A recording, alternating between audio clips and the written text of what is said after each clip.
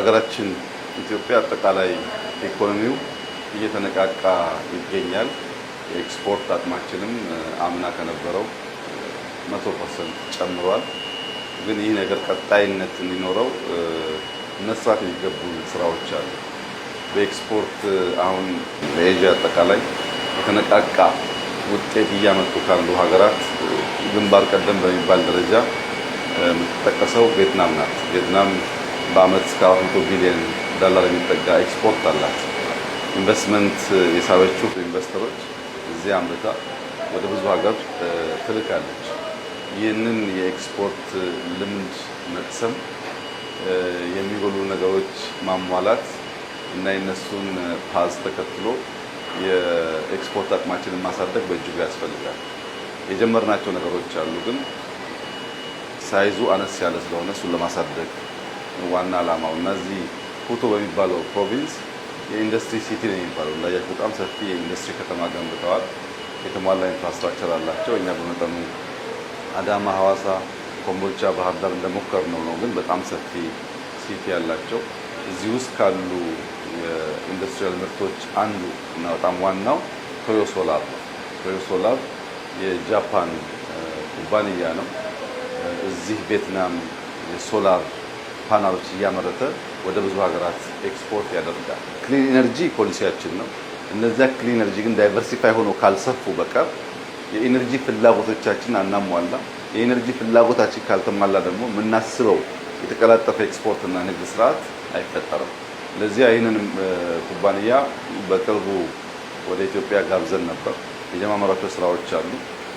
የዛሬው ጉብኝታችን ዋነኛ ዓላማ ሁለት ነገር ላይ እንሰሩ ነው። አንደኛ በኢትዮጵያ ውስጥ በዚህ ደረጃ አውቶሜትድ የሆነ ሮቦቲክስ የሆነ ከፍተኛ የማምረት አቅም ያለው ፕላንት ፈጥረው ፋብሪካ ተክለው ኤክስፖርት ማድረግ እንዲችሉ ነው። ሶላር ፓናሉ ማለት ነው። ሁለተኛው ግን ሶላሩን አምርተን መሸጥ ብቻ ሳይሆን የሶላር ኢነርጂ ኢትዮጵያ ውስጥ እንዲያመርቱ ማድረግ ነው። አሁን የዚህ ፋብሪካ ዋነኛ ስራ ሶላር ፓናል እያመረተ መሸጥ ነው። እሱም ጥሩ ነገር ነው። ግን ከዚያ ባሻገር የኢነርጂ ፍላጎት ስላለን ሶላር ፓናሉን ብቻ ሳይሆን ኢነርጂ ፕላንቱንም ሰርተው ተጨማሪ ኢነርጂ እንዲያመርቱ ለማድረግ ነው። የዛሬ ዋነኛ ዓላማችን ከአጭር ጊዜ አንጻር ፋብሪካውን መትከል፣ ሶላሩን ማምረት፣ ቀጥለን ደግሞ ሶላር ኢነርጂውን ፕላንቱን ራሱ ኢትዮጵያ ውስጥ መፍጠር ነው። ቀጥለን ደግሞ ከተሳካና ሮ ማቴሪያል ኢትዮጵያ ውስጥ እንዳለ ስለሚገመት ኢንፑቶቹን እዛው እንዲያመርቱ ማድረግ ነው። ይህንን ካሳካን በጣም ብዙ ጠቀሜታ አለው። አንደኛ እንዳያችሁት እጅግ ዘመናዊ የሚባል ፋብሪካ ነው። አብዛኛው ነገር ሮቦቲክስ ነው። እንደዚህ አይነት እውቀት ኢትዮጵያ እንዲገባ እንፈልጋለን።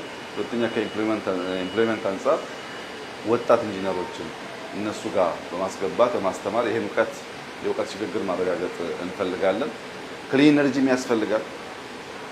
ኢንዱስትሪ ላይ ኢንቨስት ማድረግ ያስፈልጋል። እውቀቱም ያስፈልጋል። ይሄ ደግሞ ጊዜው አሁን ነው። ሀንት ለማድረግ ትክክለኛው የዓለም የንግድ ጨዋታ ለኢትዮጵያ መጣለትን አድቫንቴጅ መጠቀም ያለብን ጊዜ አሁን ነው።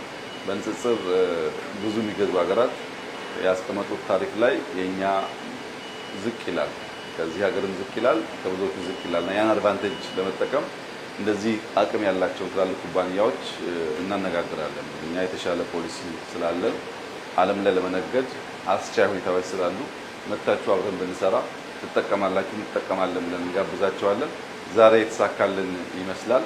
እንዲሁ እያልን ደግሞ ኢትዮጵያ መጥተው ፕላንት እንዲተክሉና እንዲሰሩ ይሄ ለሀገራችን በጣም በጣም ጠቃሚ ነው። የተነቃቃውን ኢኮኖሚ ሞር እንዲነቃቃና እንዲቀጥል የሚያደርግ ስለሆነ በዚሁ አግባብ እንሰራለን። ቪየትናም ላይ የመጣንበት ዋነኛው ዓላማ በኤክስፖርት ያላቸውን አድቫንቴጅ በማየት እዚህ የምናናገራቸውን ኩባንያዎች በማናገር ወደ ሀገራችን ለመጋበዝ ነው።